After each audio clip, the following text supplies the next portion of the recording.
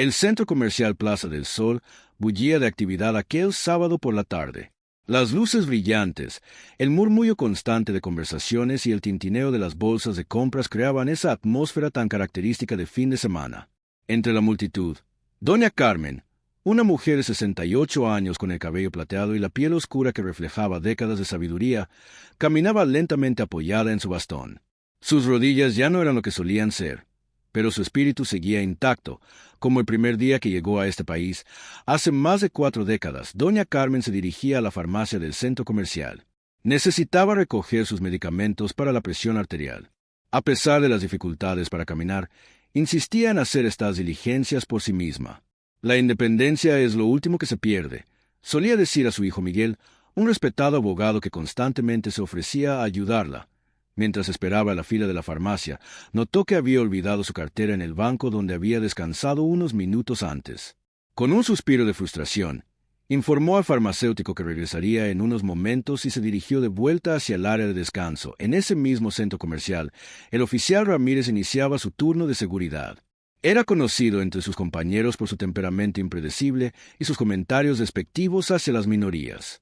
Algunos habían presentado quejas formales, pero el sistema protegía a los suyos. Ramírez observaba las cámaras con desdén, masticando un chicle con la boca abierta mientras hacía comentarios insensibles sobre los clientes que pasaban. «Allí va otra», murmuró cuando vio a doña Carmen en la pantalla, recogiendo su cartera del banco. «Estas viejas siempre andan husmeando, robando cosas pequeñas que nadie nota». Su compañero, un joven recién contratado, se movió incómodo en su asiento pero no dijo nada.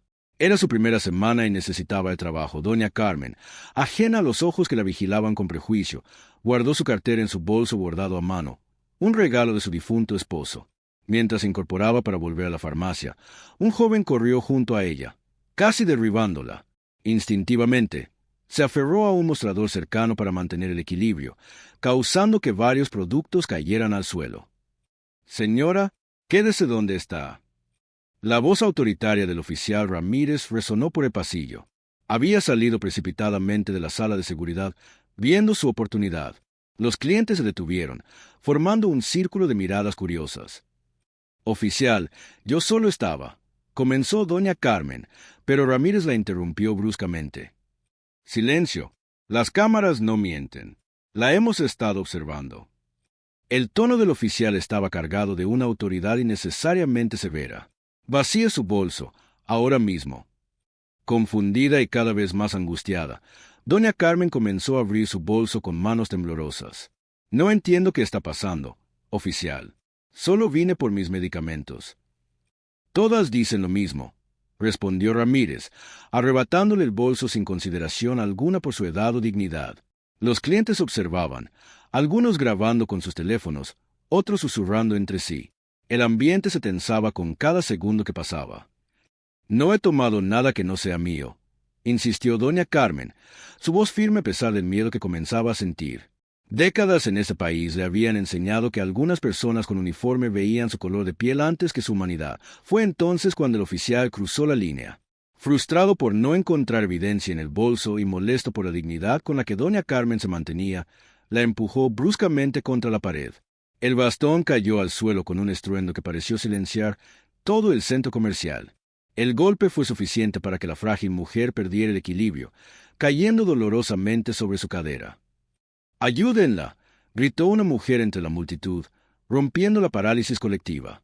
2 jóvenes se acercaron rápidamente para asistir a doña Carmen, mientras los murmullos de indignación crecían entre los testigos. Ramírez, lejos de mostrar remordimiento, se mantuvo firme.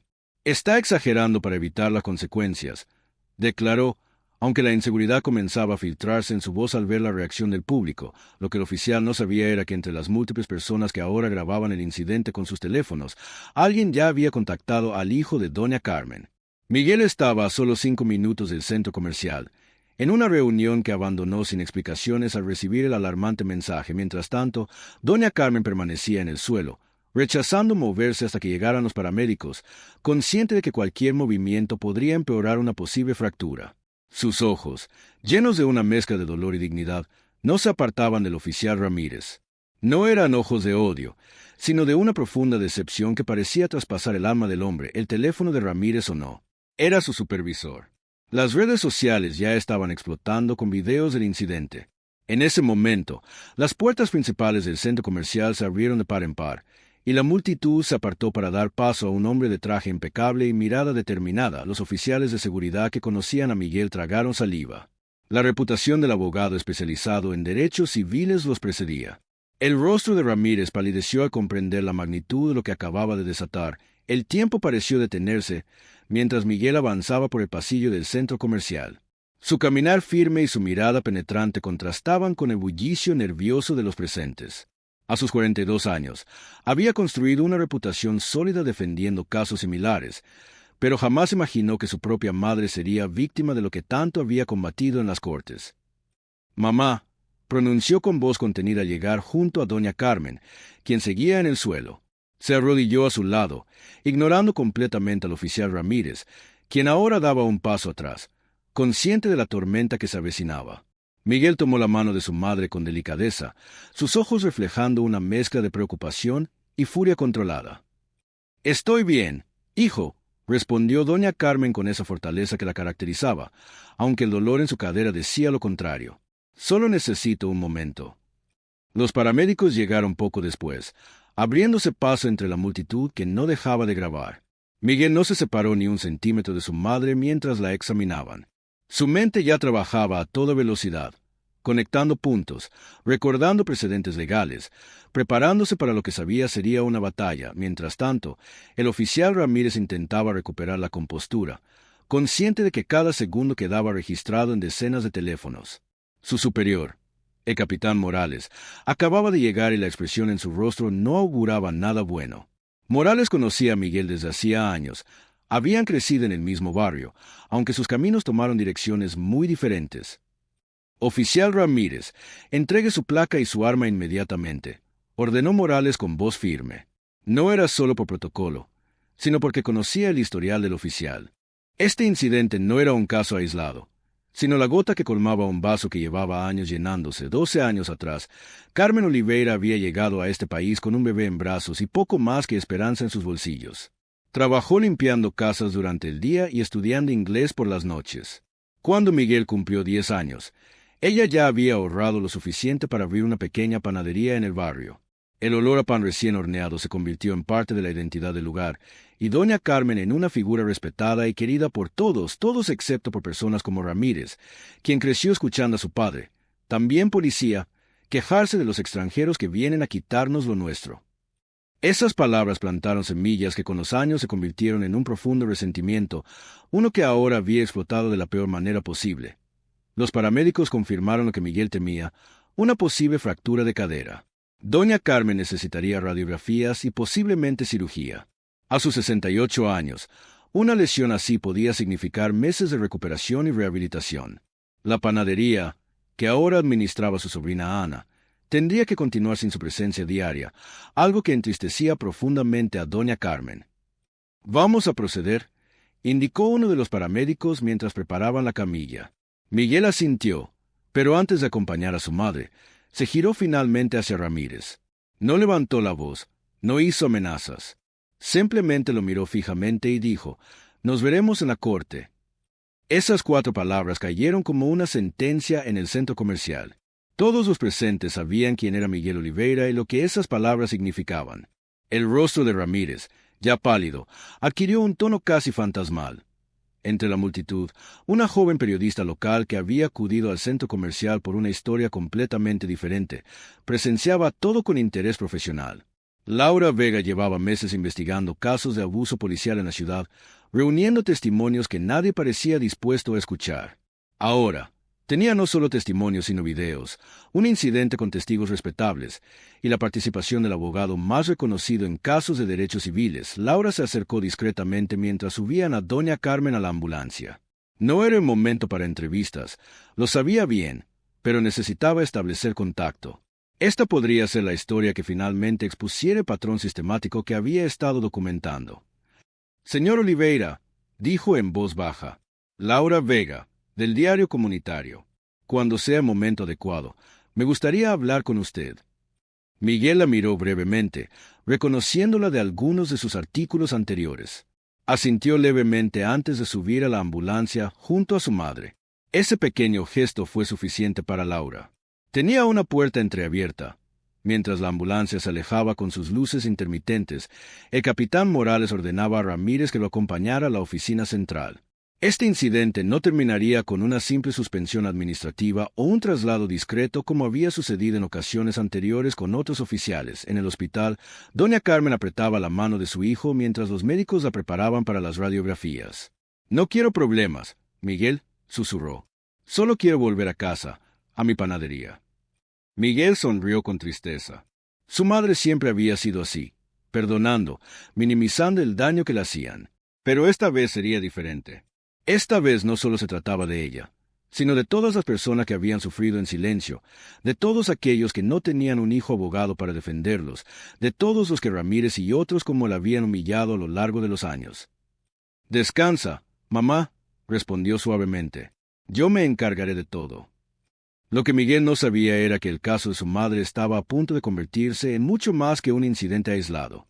Las redes sociales ya hervían con indignación, los videos se multiplicaban, y entre las sombras, otros oficiales del departamento comenzaban a inquietarse. Algunos por temor a que sus propias acciones salieran a la luz, otros porque finalmente veían la oportunidad de hablar sobre lo que habían presenciado durante años. 3 semanas habían pasado desde el incidente en el centro comercial. La habitación de hospital de doña Carmen se había convertido en un improvisado centro de operaciones.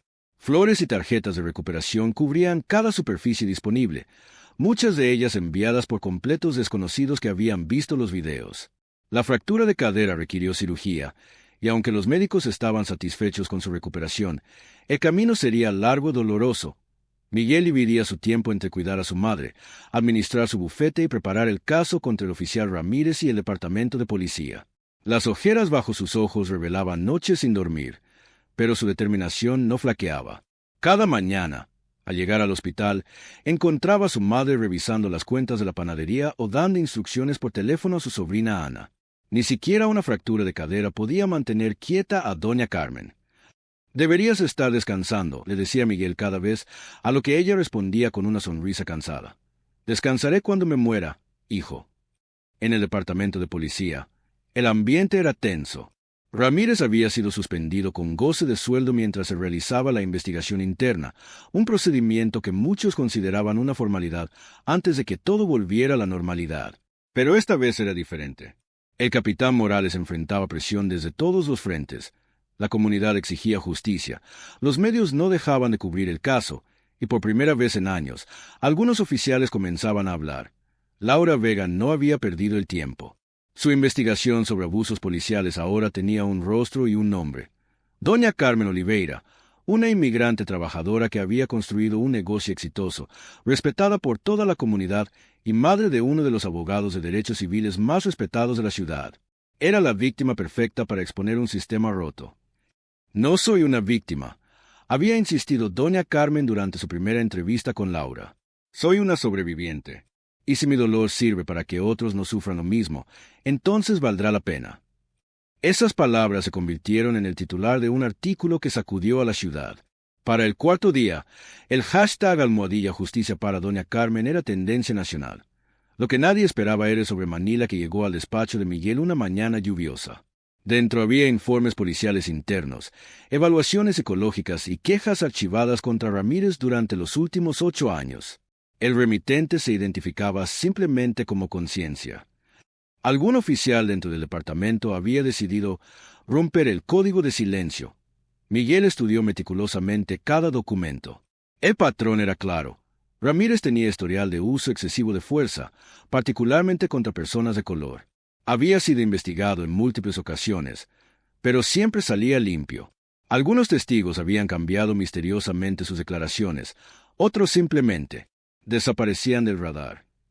«Tenemos suficiente para hundir no solo a Ramírez, sino a todo el sistema que lo protegió», le dijo Miguel a Laura durante una de sus reuniones en el hospital.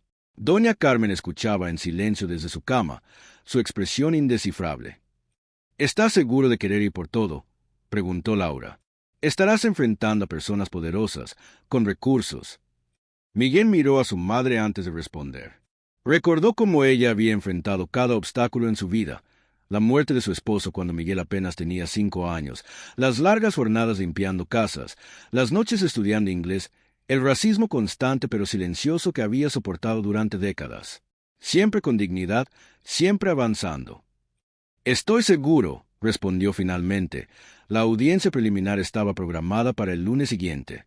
Lo que comenzó como un caso de abuso policial aislado ahora amenazaba con exponer años de encubrimiento sistemático. El jefe de policía, quien inicialmente había calificado el incidente como desafortunado pero aislado, ahora enfrentaba preguntas sobre su propia responsabilidad en fomentar una cultura de impunidad. La noche antes de la audiencia, Miguel recibió una llamada. Era el abogado del departamento de policía ofreciendo un acuerdo, una compensación económica sustancial para doña Carmen, la renuncia inmediata de Ramírez y un compromiso público para revisar los protocolos de entrenamiento. A cambio, Miguel debía retirar la demanda y firmar un acuerdo de confidencialidad. ¿Qué piensas?, le preguntó a su madre después de explicarle la oferta. Doña Carmen guardó silencio por un momento, mirando por la ventana del hospital hacia la ciudad que había hecho suya después de tantos años. Pensó en su panadería, en los rostros de sus clientes habituales, en las madres jóvenes que, como ella hace décadas, luchaban por construir una vida mejor para sus hijos. ¿Qué pasaría con todos los documentos que recibiste?, preguntó finalmente. Con todas esas personas que sufrieron antes que yo. Miguel sonrió, orgulloso de la mujer que lo había criado. Se quedarían en silencio. Nadie sabría jamás lo que pasó. Doña Carmen asintió, como si confirmara algo que ya sabía. Entonces no hay nada que pensar, respondió con firmeza. No podemos callar lo que debe ser dicho.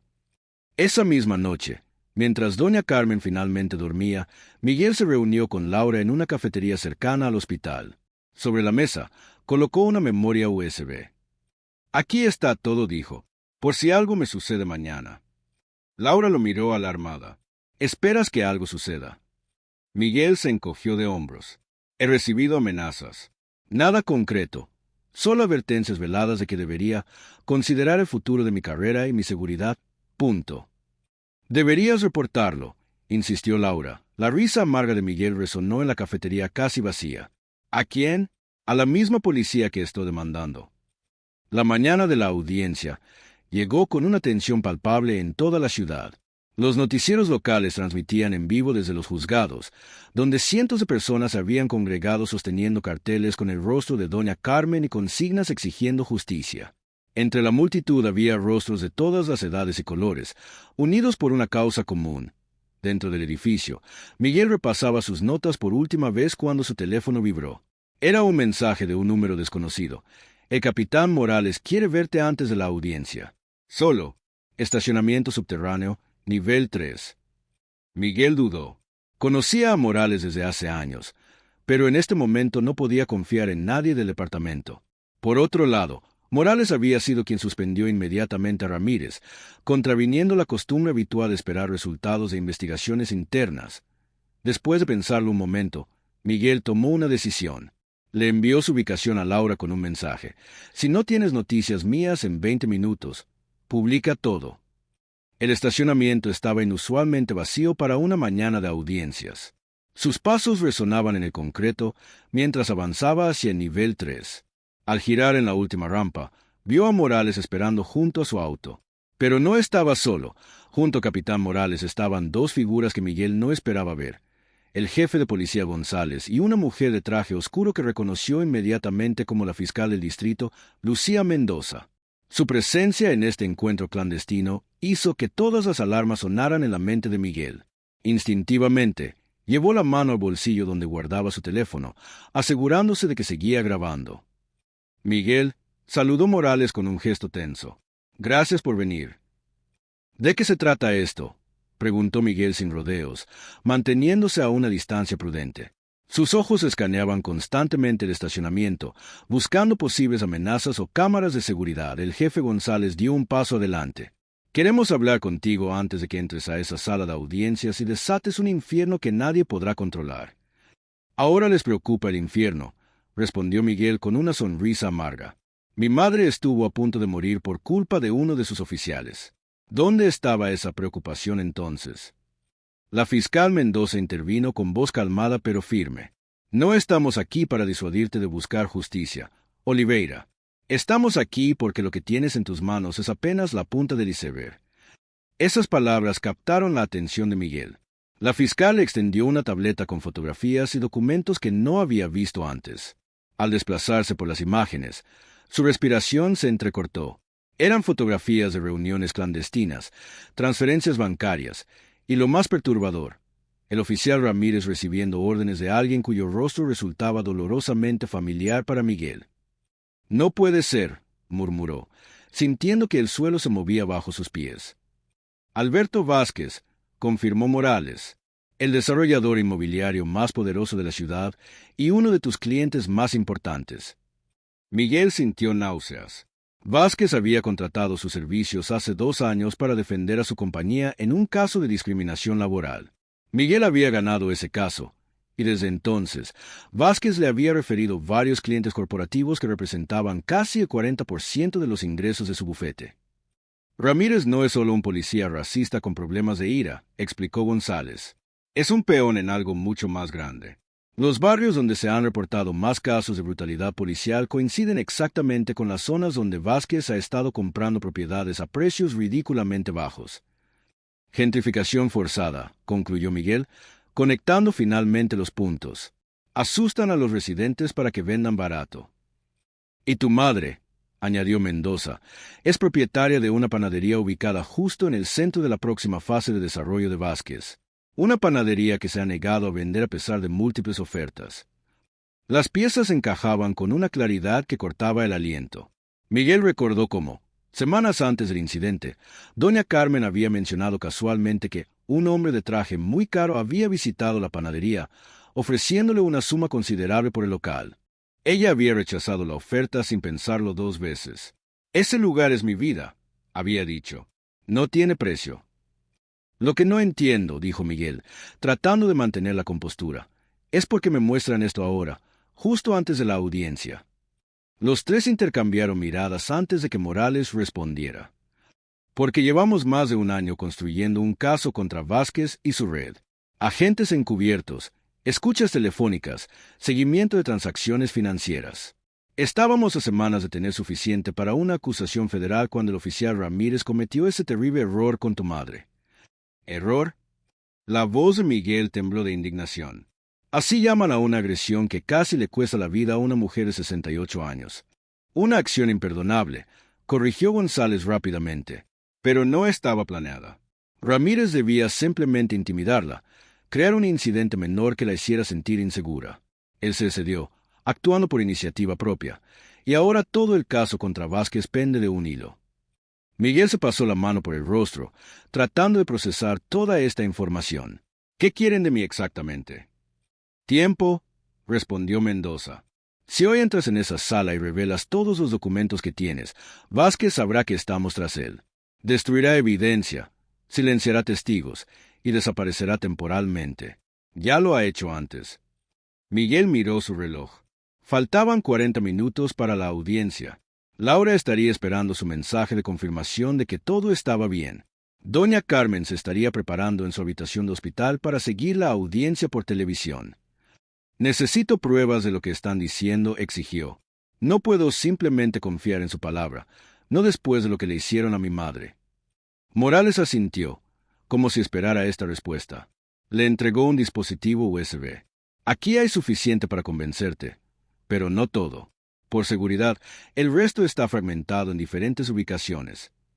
Miguel conectó el dispositivo a su teléfono y revisó rápidamente algunos archivos. La evidencia era contundente. Su cliente, el hombre que le había pagado cientos de miles de dólares en honorarios legales, estaba detrás del ataque a su madre. «Dios mío», murmuró, sintiendo una mezcla de rabia y culpa. Sin saberlo, había estado defendiendo al mismo sistema que ahora había lastimado a la persona que más amaba en el mundo. «Necesitamos que en la audiencia de hoy solo presentes el caso contra Ramírez», explicó Mendoza. «Nada sobre los documentos filtrados, nada sobre el patrón más amplio. Danos 3 semanas más para cerrar el círculo alrededor de Vázquez». Miguel guardó silencio, evaluando sus opciones. Laura ya tenía una copia de toda la información. Si algo le sucedía, todo saldría a la luz de cualquier manera. Pero exponer el caso prematuramente podría permitir que Vázquez escapara, que el sistema corrupto sobreviviera, que otros sufrieran lo mismo que su madre. Necesito hablar con mi madre antes de decidir, dijo finalmente. No hay tiempo, respondió González, consultando su reloj. La audiencia comienza en 30 minutos y los medios ya están posicionados. Entonces no hay trato, respondió Miguel firmemente. Mi madre es la víctima principal en este caso. Nada se decidirá sin consultarla.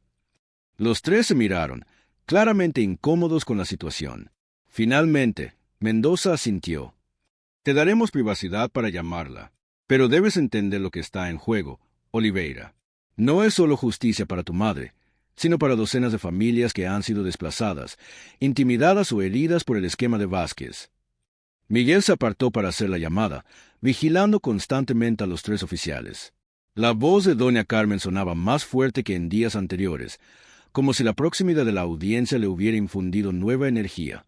Le explicó la situación tan claramente como pudo, omitiendo algunos detalles para no alarmarla. Esperaba que ella pidiera tiempo para pensar, pero su respuesta fue inmediata y clara. Si lo que dicen es verdad, hijo, entonces esto ya no se trata solo de nosotros. Haz lo correcto. Miguel sintió un nudo en la garganta. ¿Estás segura? Podríamos perder la oportunidad de exponer todo el sistema hoy mismo. La justicia no siempre sigue nuestros tiempos, respondió ella con esa sabiduría tranquila que siempre lo había guiado. A veces requiere paciencia. La decisión estaba tomada. Miguel volvió hacia los tres funcionarios, su rostro mostrando una determinación renovada. Les daré sus 3 semanas, pero con condiciones. Mientras detallaba sus términos, ninguno de ellos notó la figura que observaba desde la distancia, oculta entre las sombras del estacionamiento. Ni tampoco vieron el pequeño dispositivo de escucha que había captado cada palabra de su conversación. A pocas cuadras de allí, Alberto Vázquez recibía la transcripción en tiempo real de toda la reunión. Su rostro, normalmente imperturbable, mostraba ahora una furia apenas contenida mientras marcaba un número en su teléfono privado. «Cambio de planes», dijo secamente. «Tenemos un problema». La sala del juzgado estaba completamente llena cuando Miguel Oliveira finalmente se presentó, apenas 2 minutos antes de que comenzara la audiencia. Los murmullos se intensificaron al verlo entrar. Se veía diferente. Su habitual confianza había sido reemplazada por una expresión grave que pocos habían visto antes en él. En el lado opuesto, el oficial Ramírez se sentaba junto a su abogado, su rostro una máscara impenetrable. Pero sus ojos lo traicionaban. Siguiendo cada movimiento de Miguel con una mezcla de temor y odio, el juez Hernández, conocido por su imparcialidad y poca tolerancia para los juegos legales, golpeó su mazo. Comencemos. La audiencia procedió como Miguel había acordado. Presentó el caso contra Ramírez de manera impecable, centrándose exclusivamente en el ataque a doña Carmen. Los videos del centro comercial fueron reproducidos, causando expresiones de horror entre el público. Los testimonios médicos detallaron las lesiones, y varios testigos confirmaron la brutalidad innecesaria del oficial. Lo que nadie esperaba, ni siquiera el fiscal del distrito, fue cuando Miguel llamó a su siguiente testigo. La defensa llama al estrado al oficial Diego Suárez. Un murmullo recorrió la sala mientras un joven oficial, visiblemente nervioso, avanzaba hacia el estrado. El abogado de Ramírez se puso de pie inmediatamente. «Protesto, su señoría. Este testigo no estaba en nuestra lista». «Fue añadido esta mañana», respondió Miguel calmadamente, entregando la documentación pertinente al juez. El oficial Suárez trabajó directamente bajo las órdenes del oficial Ramírez durante los últimos 2 años. Después de revisar los documentos, el juez asintió. «Proceda, señor Oliveira». Miguel se acercó al estrado con pasos medidos. «Oficial Suárez, ¿podría decirnos si el oficial Ramírez actuaba bajo órdenes específicas el día del incidente con mi madre?»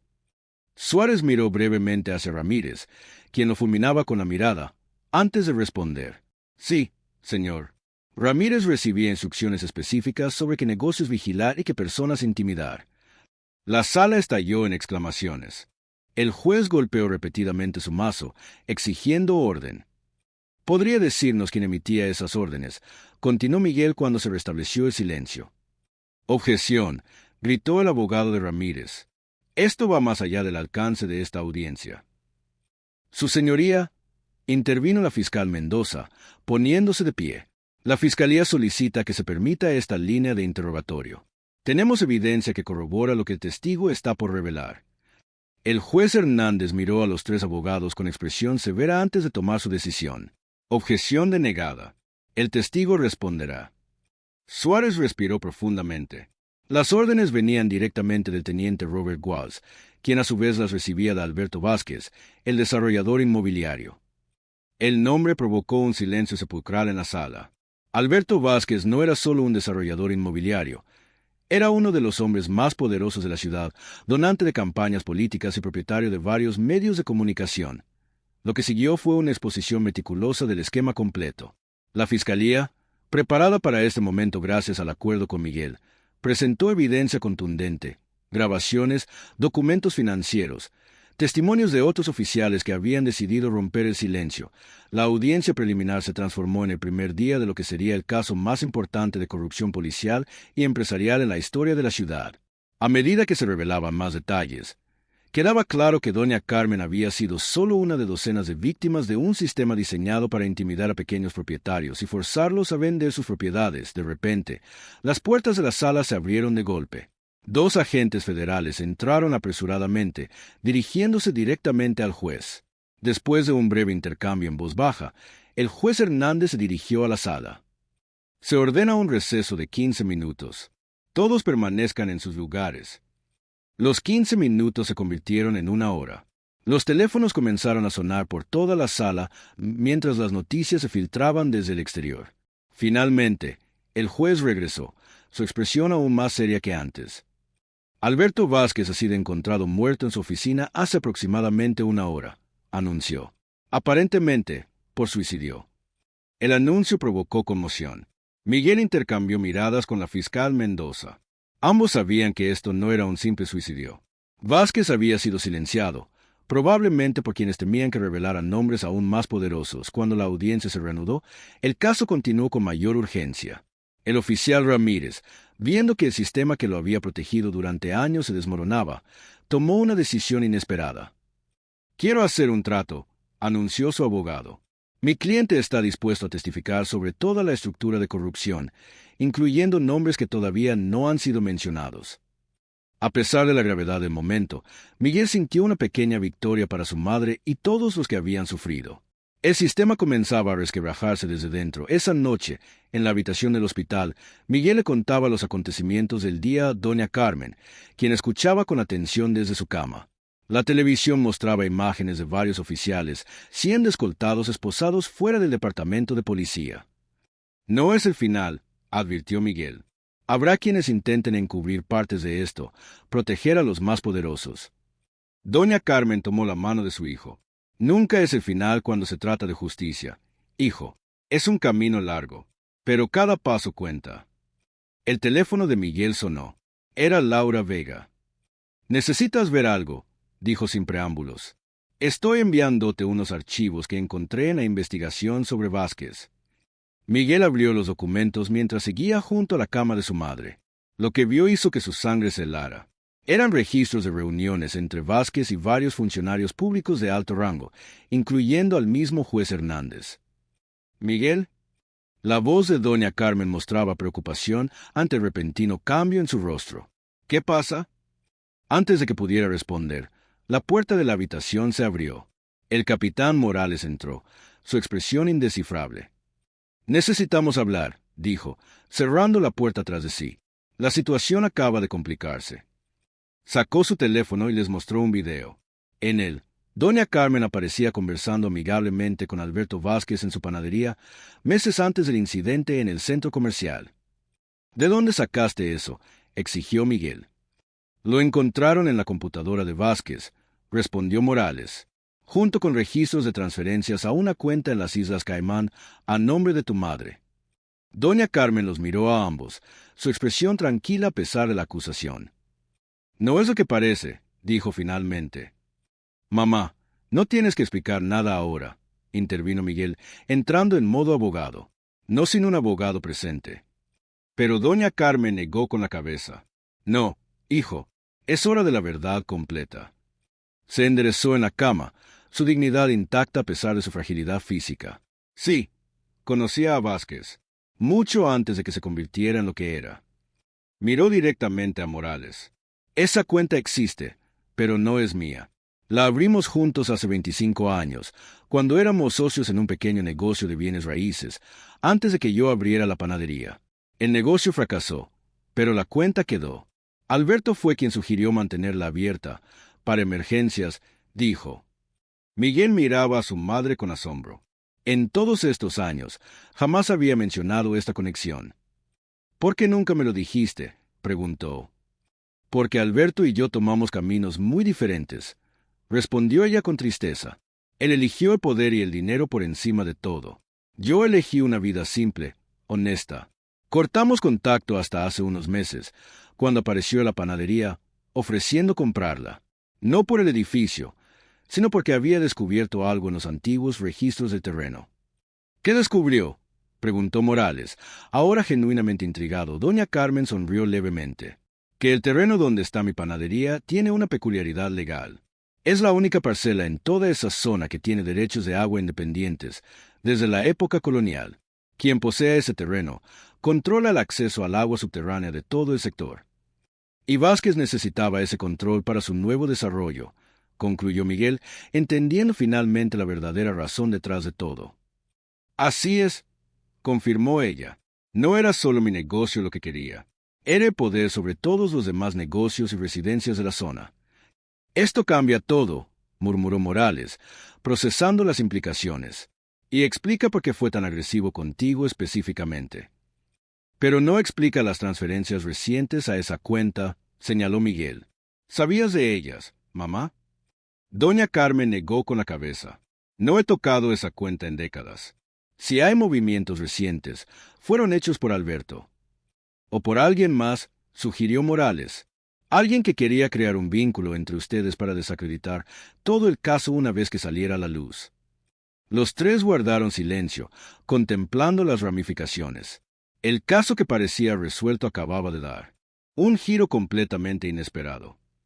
Esto no termina con Vázquez, ¿verdad?, preguntó doña Carmen finalmente. Morales y Miguel intercambiaron miradas. No, respondieron al unísono. Doña Carmen asintió, como si ya lo supiera.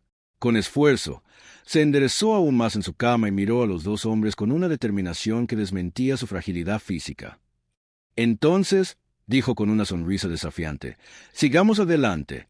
La verdad completa, sin importar dónde nos lleve. Fuera del hospital, las luces de la ciudad brillaban en la noche. En algún lugar entre esas luces, alguien observaba, esperando. El juego no había terminado. Apenas comenzaba una nueva fase y doña Carmen, la aparentemente frágil anciana que todo el mundo subestimó, resultó ser la pieza más importante en un tablero mucho más grande de lo que nadie había imaginado. 3 meses después, doña Carmen regresaba finalmente a su panadería. Su recuperación había sido lenta pero constante, y aunque ahora caminaba apoyada en un bastón diferente, uno tallado a mano que le había regalado uno de sus clientes más antiguos, su espíritu permanecía inquebrantable.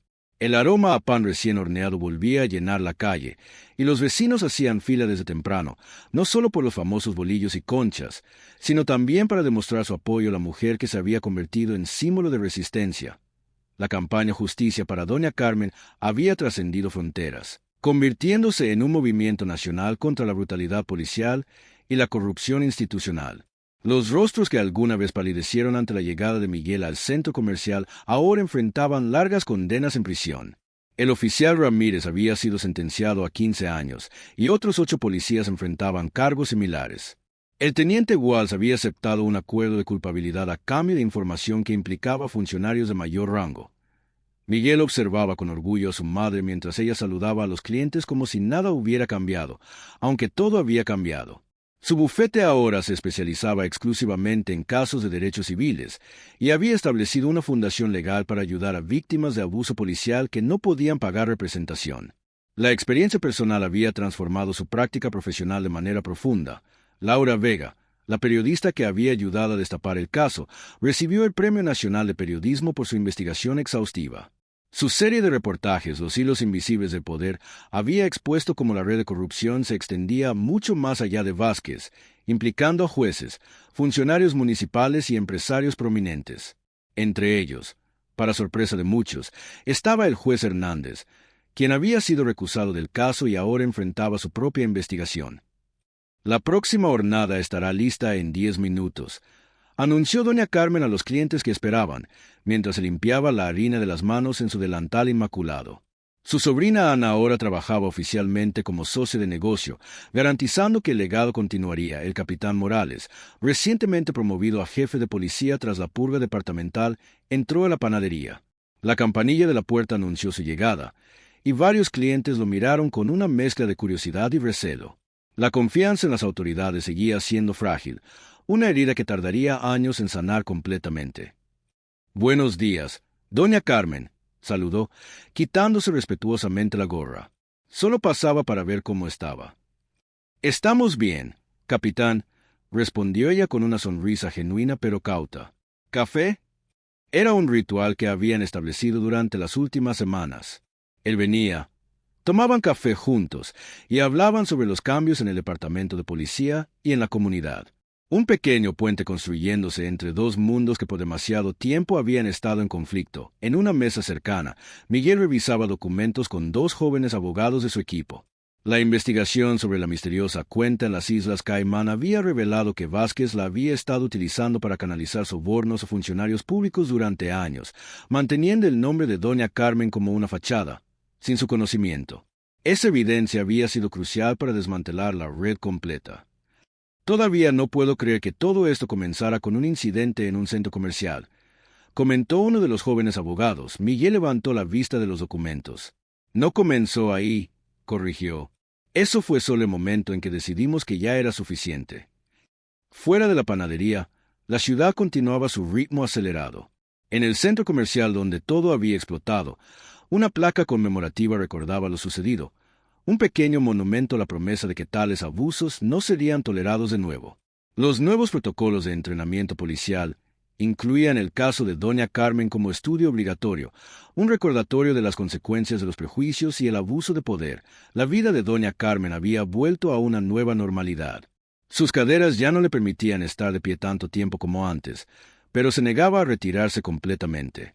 «El día que deje de hornear pan será el día que me lleven al cementerio», decía riendo. Esa tarde, cuando la panadería cerró, doña Carmen, Miguel, Ana, Laura y el capitán Morales compartieron una mesa en la trastienda. Entre pan dulce y café, recordaron todo lo vivido, las batallas ganadas y las que aún quedaban por enfrentar. «Por la justicia», brindó Miguel, levantando su taza. «Por la memoria», añadió Laura. «Por el cambio», continuó Morales. «Por el futuro», sumó Ana. Doña Carmen nos miró a todos con esos ojos que habían visto tanto en sus 68 años de vida y que ahora brillaban con una mezcla de sabiduría y esperanza. «Por nosotros», dijo simplemente, «y por todos los que vendrán después». Afuera, el sol comenzaba a ponerse, bañando las calles del barrio con una luz dorada. Un capítulo se cerraba, pero la historia continuaba, transformada por la valentía de una anciana que se negó a agachar la cabeza y por un hijo que convirtió la indignación en acción. Lo que había comenzado como un acto de violencia racista se había transformado en un catalizador para el cambio, un recordatorio de que incluso los sistemas más corruptos pueden ser desafiados cuando la verdad sale a la luz. Y mientras la noche caía sobre la ciudad, la panadería de doña Carmen permanecía como un faro de luz cálida y aroma reconfortante, un símbolo tangible de resistencia, resiliencia y renovación.